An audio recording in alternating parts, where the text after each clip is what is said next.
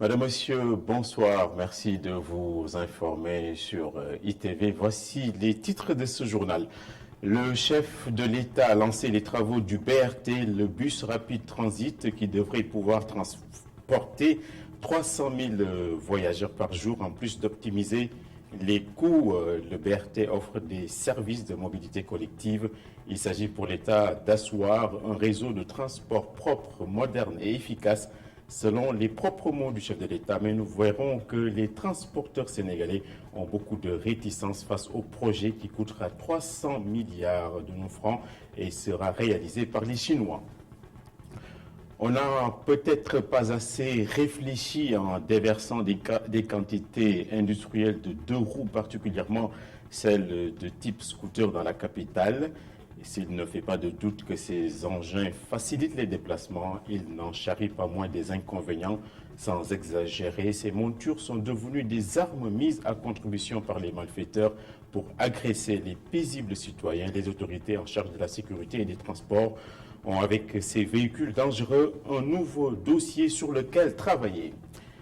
Le Burkina Faso accuse le coup. À chaque jour suffit sa peine. Une nouvelle attaque des groupes armés fait 16 morts dans le nord du pays, devenu une jungle où s'applique la loi des bandes. Les autorités sont impuissantes et sans réponse face à l'affaissement du pays des hommes intègres. Et nous aurons comme invité ce soir le poète-écrivain Amadou Lamine Sall. Il est le commissaire et secrétaire général du projet du Mémorial de Gorée, un projet qui a germé voilà plus de 30 ans, qui est encore une arlésienne. Amadou Lamine Sall a décelé les premiers frémissements pourtant. Nous le retrouvons tout à l'heure. Le développement de tous ces titres dans un court instant.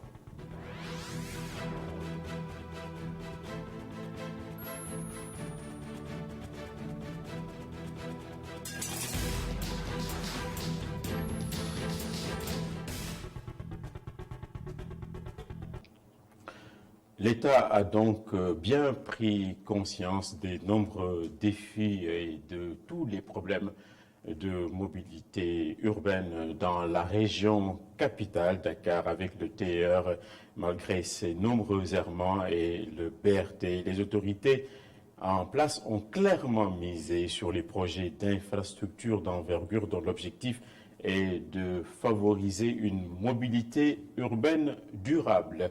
Et ça coûte ce que cela coûte. C'est au sujet de Alioune Gueye ainsi que Seleman Diallo.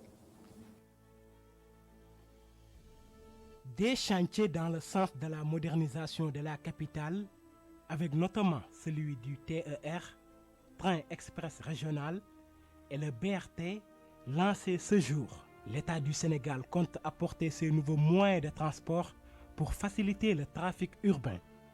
Le BRT couplé avec le TER répond à des objectifs en tout cas de satisfaction de la demande de transport par des moyens beaucoup plus capacitaires. Alors avec le TER c'est 115 000 voyageurs jour, avec le BRT c'est 300 000 voyageurs jour. Le BRT c'est sur une linéaire de 18,3 km partant de la mairie de Guédiawaye jusqu'à la gare routière Petersen. Donc effectivement, on a lancé la modernisation des transports après effectivement tous les programmes de renouvellement du parc, avec tous les programmes que nous avons sur les types de transport, les permis qu'on est en train de changer. Donc la modernisation globale de la gouvernance et de la gestion des transports, donc surtout à Dakar. L'État du Sénégal, avec l'appui des bailleurs de fonds, n'a pas lésiné sur les moyens pour mettre en place ces projets majeurs. Pour le BRT, c'est un financement global de 300 milliards. Les bailleurs qui nous ont aidés effectivement à arriver à ce niveau de financement, principalement c'est la Banque mondiale, avec 60% de ce montant. Et avec les 60%, nous allons le rappeler, c'est le plus grand volume financier que la Banque mondiale n'ait investi donc, sur un seul projet au Sénégal, avec 60% donc, de l'investissement initial. Et les autres bailleurs, c'est la Banque européenne de l'investissement. Nous avons aussi le Fonds vert pour le climat. Les autorités pensent que ces deux moyens de transport vont faciliter la mobilité à Dakar. L'objectif qui est visé, effectivement, c'est de transporter les concitoyens dans des conditions de confort, de sécurité, mais aussi de rapidité. et permettre à l'activité économique d'avoir une vitesse qui permette effectivement d'aller vers cette croissance ou bien vers l'émergence. Et pour ce faire, effectivement, si là où on devait faire donc de Guédiawaye à Petersen 2 heures de temps, aujourd'hui 2 heures de temps et 1h30, ça dépend. Avec le projet BRT, donc l'usager fera au plus 45 minutes. Donc c'est un gain de temps. La région de Dakar est la plus petite en termes de superficie, 550 km², mais c'est la plus peuplée. Avec la modernisation et pour une meilleure mobilité urbaine, les autorités ont lancé 2 projets de grande envergure, le TER et le BRT. Voyager à Dakar est un chemin de croix. Le secteur des transports routiers est peut-être à son tour dans une phase de transition. Il se dit malgré tout que les projets du TER et le BRT font encourir des risques et menacent la survie des mobilités classiques. Les acteurs en sont très inquiets. La moindre innovation est susceptible de les écraser compte tenu de leurs conditions et de la vétusté de leurs outils de travail. Mais ils ne rejettent pas totalement les récentes initiatives et souhaitent être prises en compte par les externalités positives. C'est un reportage de Mamadou Bipa Sissoko et Sidigna. Ils sont nombreux ces cars rapides, Ndiagandiaï ou taxis, à assurer le transport dans Dakar depuis plusieurs décennies. Mais aujourd'hui, une mutation est en route dans le secteur, avec plusieurs projets tels que le bus rapide transit ou le train express régional. Baba Diaw est un conducteur de Ndiagandiaï depuis plus de 20 ans. À ses yeux, ce sont de bonnes perspectives. C'est une bonne chose parce que nous tous, ce que l'on veut est que notre secteur du transport soit le meilleur. Mais ce que l'on souhaite également, c'est qu'il nous aide à avoir nous aussi de nouveaux véhicules. Pour lui, ces nouveaux moyens de transport n'auront pas d'impact sur leur travail. Les clients, il y en a plein. En plus, à certaines heures, il n'y a que nous, les conducteurs de Ndiagandiaï et cars rapides, qui continuons à rouler. Même pas 8h, 9h Les transports en commun ne seront pas les seuls impactés. Les taximens aussi ont leur mot à dire. Ces projets ne vont pas nous arranger. Je pense que ça va nous pénaliser au contraire. Mais bon, on essaiera de s'adapter. À terme, ces différents projets ont pour but d'améliorer la mobilité dans la région de Dakar. Avant, on parlait des sauterelles d'Égypte. Maintenant, il y a les sauterelles du Sénégal. Les 2 roues sont un problème face auquel les autorités doivent immédiatement prendre des mesures. En plus de causer les pires accidents de la circulation, ces engins sont utilisés comme monture par les bandits de grand chemin pour attaquer les paisibles citoyens. Dans l'assassinat d'Abdou Elinkin Diatta à Ziguinchor, les assaillants étaient à bord d'une moto. Il y a 3 jours, des agresseurs ont aussi attaqué en plein jour un pauvre citoyen à l'aide d'un scooter type T-Max. Il lui aurait pris 5 millions de nos francs qu'il venait tout juste de retirer de sa banque. Les Sénégalais sont très inquiets de ces engins considérés, je l'ai dit à l'entame, comme les sauterelles du Sénégal. C'est un reportage que nous allons suivre. Ah, le scooter. Votre moyen de transport de rêve. Il est confortable et ne traîne pas dans les embouteillages. Avec ses 2 roues, c'est garanti. Vous n'êtes presque jamais en retard. J'utilise ma moto pour aller faire certaines courses dans la capitale. Il y a beaucoup d'embouteillages. Parfois, dans certains endroits, si tu n'as pas de moto, tu perds beaucoup de temps dans la circulation. Et je peux le lever à n'importe quelle heure pour vaquer à mes occupations. La moto peut rouler jusqu'à 80 km à l'heure.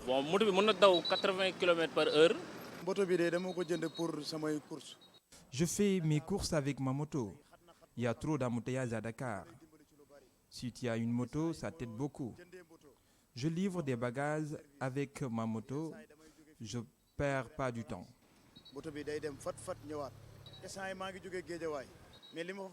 Là, je viens de Guédiawaye et j'ai laissé là-bas des embouteillages. La moto peut rouler jusqu'à 150 km/h. Un moyen de transport qui peut facilement se faufiler dans les embouteillages et qui peut atteindre des vitesses vertigineuses. Une aubaine pour certains malfaiteurs, une source d'inquiétude pour la population. Ça inquiète tout le monde, quoi. Je dirais que c'est une situation qui nous dépasse franchement parler et que l'État même doit prendre des mesures idoines concernant ces gens-là. Si l'on en croit ce conducteur de 2 roues, eux-mêmes sont parfois la cible de ces malfaiteurs.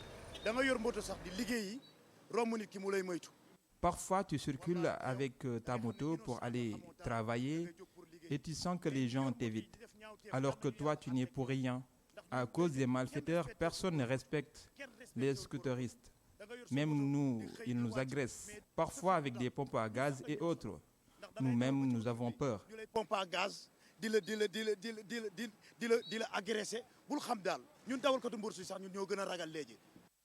Des individus à bord de leur scooter continuent de commettre des infractions jour après jour, au vu et au su de tout le monde. Entre vol à l'arraché et agression, ils ne ratent presque jamais leur cible.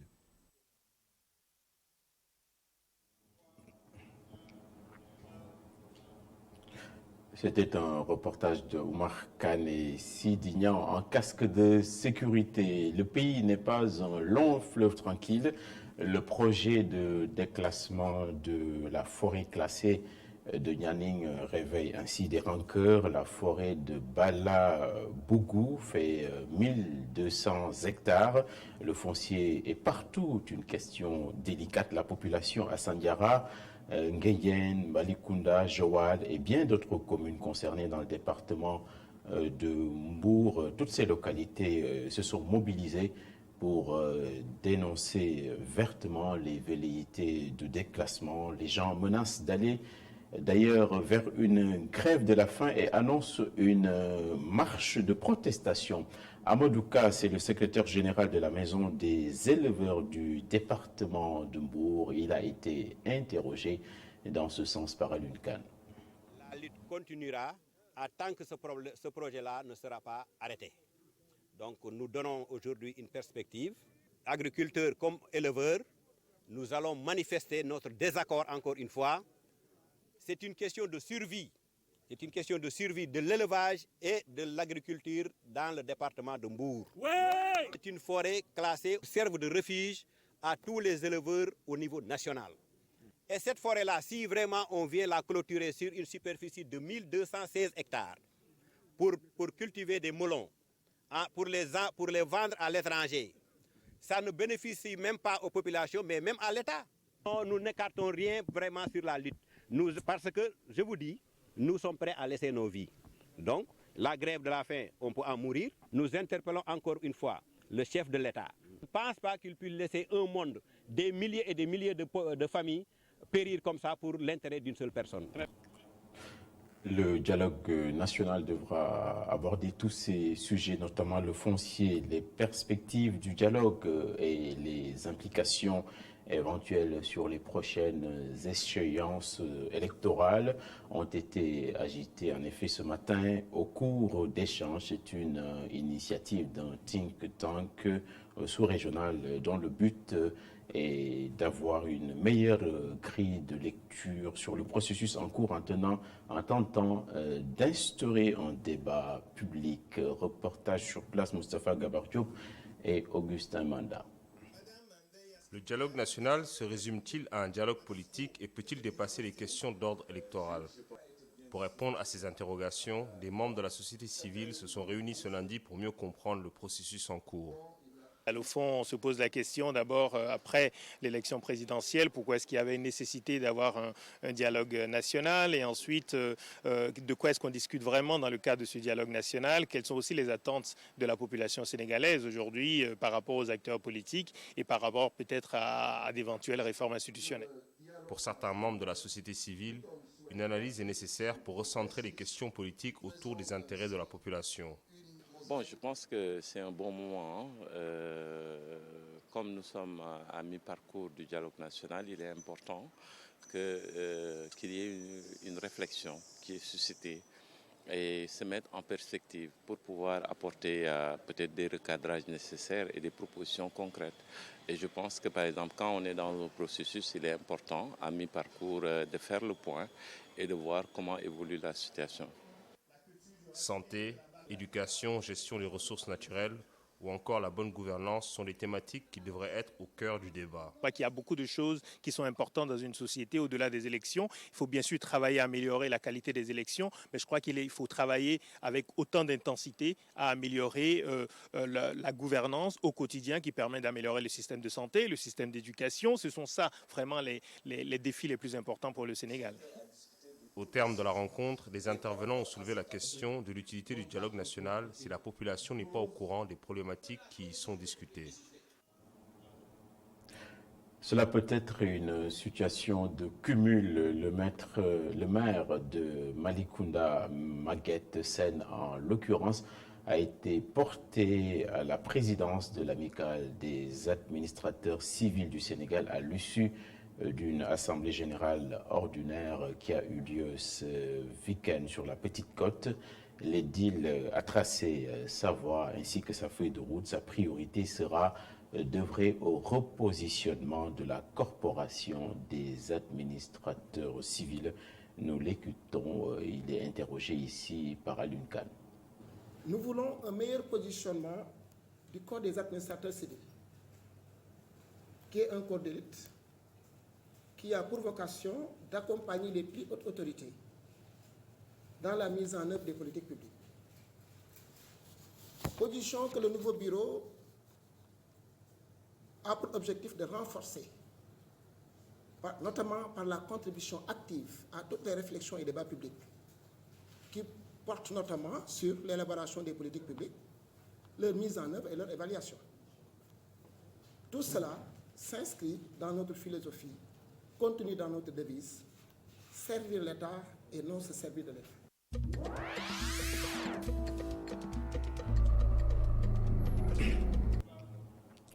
Dans l'actualité internationale, SOS Burkina Faso, confronté aux pires défis sécuritaires, le pays est à se demander si le puits a un fond.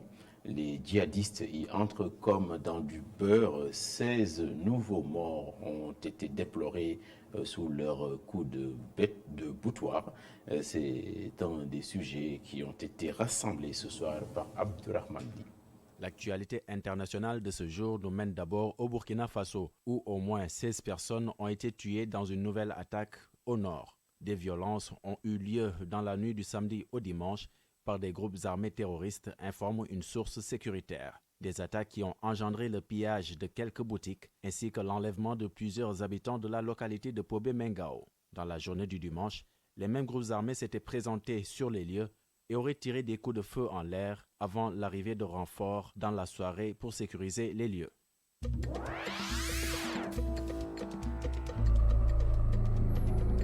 Nous nous rendons à présent en Libye, où des grèves maintiennent les salles de classe fermées au début de l'année scolaire.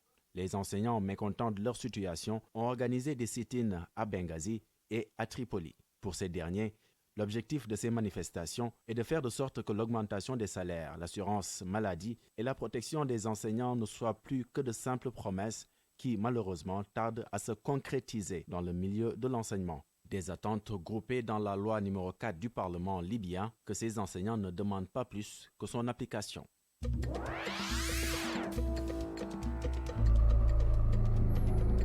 Au Zimbabwe, pour clôturer ce survol de l'actualité internationale, où Air Zimbabwe reprend ses vols vers l'Afrique du Sud. Une semaine avant, il avait été interdit à un avion de cette compagnie de quitter Johannesburg pour ne pas avoir payé les taxes d'aéroport. C'est en fin de semaine qu'une solution a été trouvée lorsque Air Zimbabwe a payé sa dette. Une information qui émane de la compagnie des aéroports sud-africains AXA que Air Zimbabwe est assujetti à payer une somme en espèces une fois par semaine pour couvrir les frais d'atterrissage, de stationnement et de service aux passagers.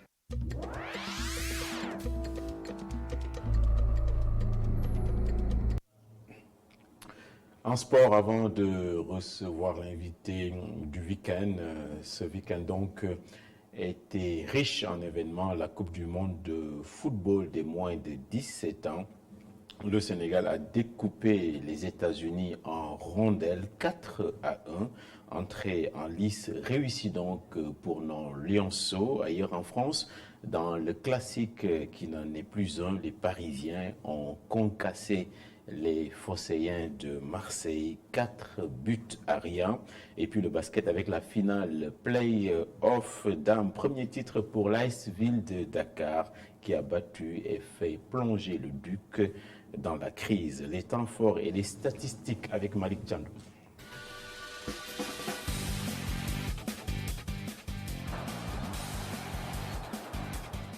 Mondial U17 au Brésil, le Sénégal fait une très bonne entrée en matière en écrasant les États-Unis d'Amérique sur le score de 4-1. Une victoire historique pour les Lionceaux qui jouent leur première phase finale de Coupe du monde de football. Un exploit retentissant des poulains de Malik Daf qui occupent la première place du groupe D. Le Japon, vainqueur des Pays-Bas 3-0, a créé la surprise et est deuxième.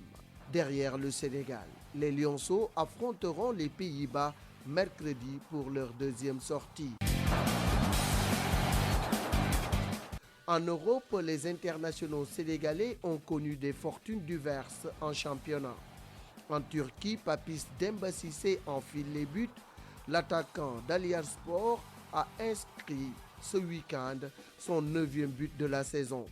Papis est le meilleur buteur de la Super League turque et maintient son club en tête du championnat.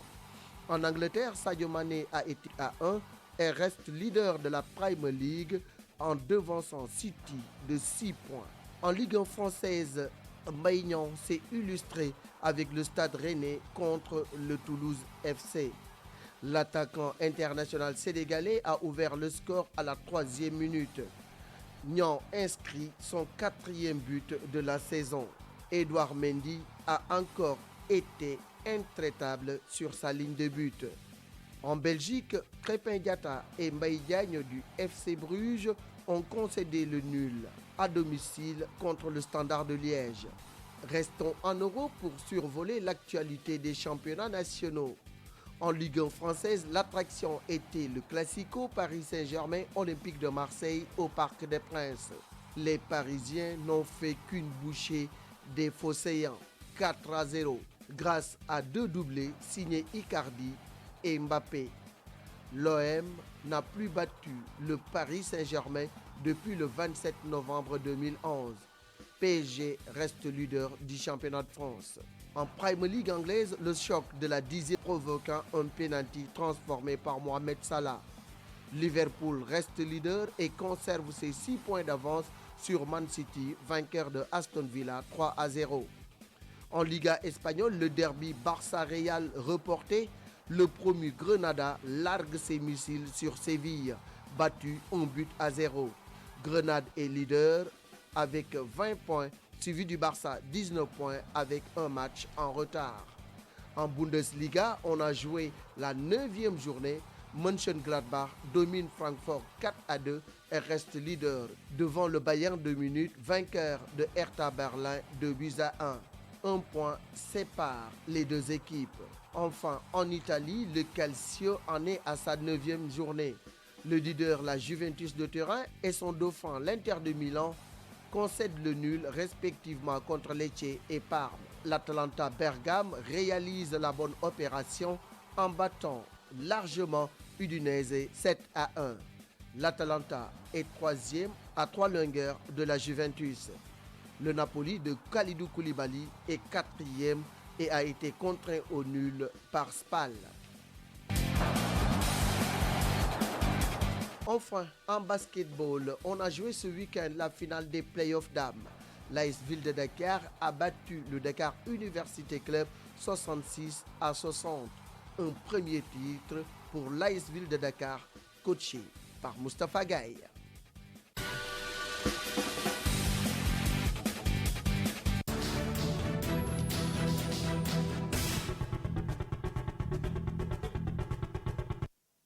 L'invité de ce journal, Amadou Lamine Sall, écrivain, poète, commissaire et secrétaire général du projet mémorial de Gorée. Bonsoir, M. Sall, de répondre à notre invitation. Bonsoir. Alors, quels sont les contours de ce projet? De quoi est-il le nom? D'abord, commencer par le commencement. Il faut toujours commencer par le commencement. Et le commencement, c'est remercier Dieu. Et remercier le prince. Remercier le prince et remercier le président Macky Sall d'avoir eu cette volonté politique de réaliser un projet culturel majeur. Le temps a fait le ménage et nous démarrons une nouvelle ère, une sorte de nouvelle civilisation pour ce projet majeur, un projet de mémoire universelle, un projet de recueillement, un projet du pardon, un projet international.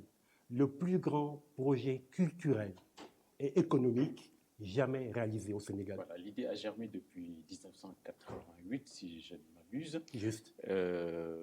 Beaucoup de Sénégalais en parlent comme une arlésienne.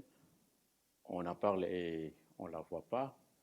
Pourquoi ce projet-là n'est toujours pas réalisé? Il n'est pas réalisé pour une simple raison. Il a manqué la volonté politique. Depuis des siècles et des siècles, mais ce sont les rois, mais ce sont les princes, mais qui construisent des grands monuments, mais qui restent dans l'histoire. Nous n'avions pas cette volonté politique. Ce n'était pas un problème d'argent, c'était un problème de volonté politique. Maintenant, nous avons la volonté politique. Nous avons un président de la République et un incroyable ministre de la Culture. C'est ça, Monsieur le Président de la République, je ne vous coupe pas, il vous a reçu, en même temps que l'architecte, l'Italien Di Blasio. Qu'est-ce que le président vous a dit? Le président nous a dit en très peu de mots, ce projet, je le réalise. Je le fais dans mon mandat. Nous allons démarrer ce projet en 2020. Et il a dit à l'architecte, faites vite pour que nous puissions démarrer le projet. Voilà l'audience avec le président de la République le 20 septembre dernier. Et il y a 3 jours, à Paris, il m'a de nouveau reçu. Et il a dit devant la communauté internationale, à l'occasion de l'anniversaire de présence africaine, nous allons réaliser le projet du mémorial de Gorée. Et je vais vous dire encore une chose. Il a dit une chose beaucoup plus importante encore. Il a dit que je place mon mandat sous le magistère de la culture, des lettres et des arts. C'est très important. Voilà. Il vous a reçu donc, on vous a suivi dans un grand journal de la place. Vous êtes assez dithyrambique à son endroit. Talleyrand disait tout ce qui est excessif est insignifiant. Qu'est-ce qui explique toute cette dithyrambe à son égard? Je ne suis pas un homme politique. Je suis un écrivain, je suis un poète, je suis un serviteur de l'État. Je ne sais pas ce que vous entendez par dithyrambique. Je ne chante pas Macky Sall. Je ne bats pas le tam-tam pour Macky Sall. Mais la vérité est que quand un prince arrive et qu'il dit « je réalise un tel projet », j'applaudis des 10 mains. Et je continuerai à applaudir des 10 mains. Je n'aime pas votre terme, à dithyrambique. Je n'aime pas qu'on dise qu'on tresse des lauriers. On ne tresse pas des lauriers, on dit simplement la vérité. Je n'ai jamais battu le tam-tam pour un chef d'État.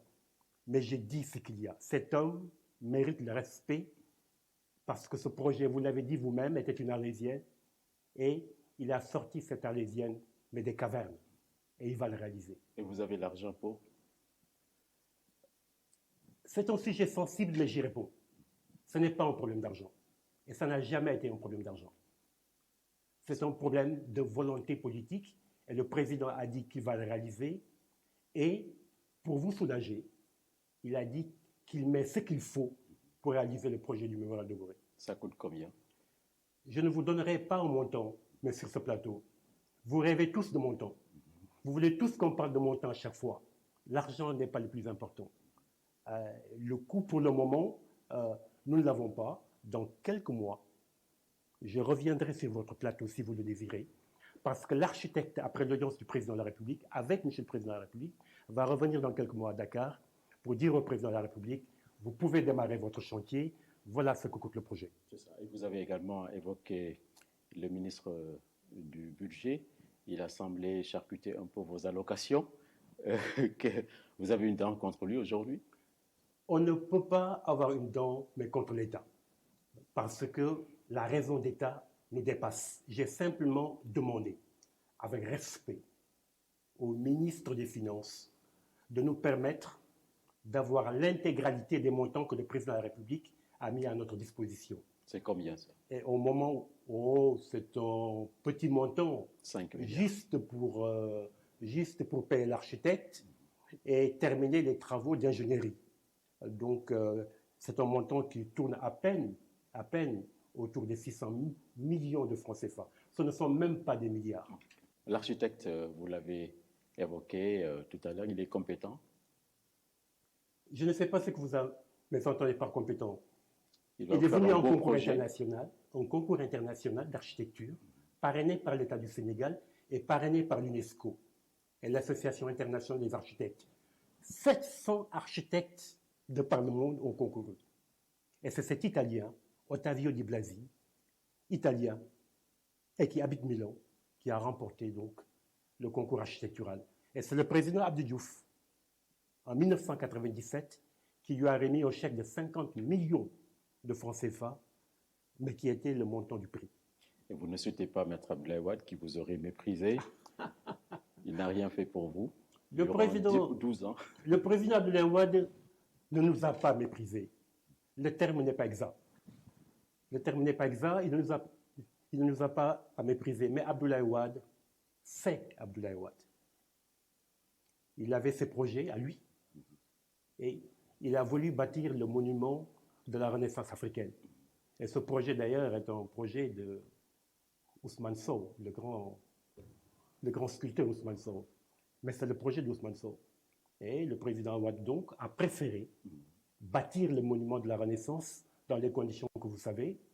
Et je me rappelle bien qu'il voulait le projet du mémorial de Gorée, mais ce n'était pas sa priorité. Et qu'est-ce que vous en pensez, le monument de la Renaissance? Il est beau, il est laid? Vous savez, il paraît que le cours du bronze a beaucoup monté et que cela fait beaucoup d'argent. Et beaucoup ont rêvé, à l'arrivée de Macky Sall, voir cette statue être déboulonnée. Je ne suis pas pour.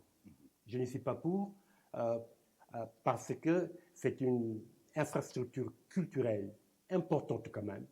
Il faut la laisser pour l'histoire.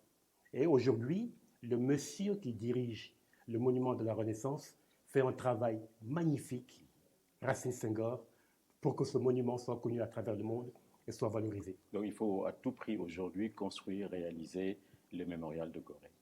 Le mémorial de Gorée est un projet culturel énorme. C'est un projet économique prodigieux. C'est un projet qui va générer des emplois. C'est un projet qui, quand il sera achevé, il va générer près de 4 à 5 milliards par an. Des millions de personnes vont venir à Dakar pour regarder le mémorial de Gorée. Il va changer radicalement le visage de la ville de Dakar, avec le nouvel embarcadère de Gorée sur la corniche. Et le président Macky Sall veut 2 chaloupes, une pour Gorée et une pour l'île des Madeleines. C'est un projet prodigieux. C'est un projet qui restera dans l'histoire. Merci beaucoup. Ernest Renan, l'écrivain et philosophe français, demandé à remplacer la religion par la poésie. Il est excessif, d'après vous, en tant que poète? Remplacer la religion par la poésie. Oui, c'est ce qu'il disait. C'est ce qu'il disait, mais... Ça n'a pas de sens. Si, mais ça a un sens. La religion est poésie, et la poésie est religion. Merci beaucoup, M. Sall, d'avoir répondu à notre invitation. Mais c'est moi qui vous remercie de votre provocation et qui nous a permis de dire des choses très intéressantes. Ouais, c'est ça. Merci beaucoup. C'est donc la fin de ce journal. Dans un instant, la météo avec Sophie Abba. Il nous inspire et nous aide à vivre avec le professeur Song Diouf. Ensuite, le direct de la soirée avec Kenou Askanui, présenté par Khalifa Diakhaté. Moi, je vous donne rendez-vous demain. Merci aux nobles anonymes, les techniciens qui m'ont accompagné ce soir. À demain.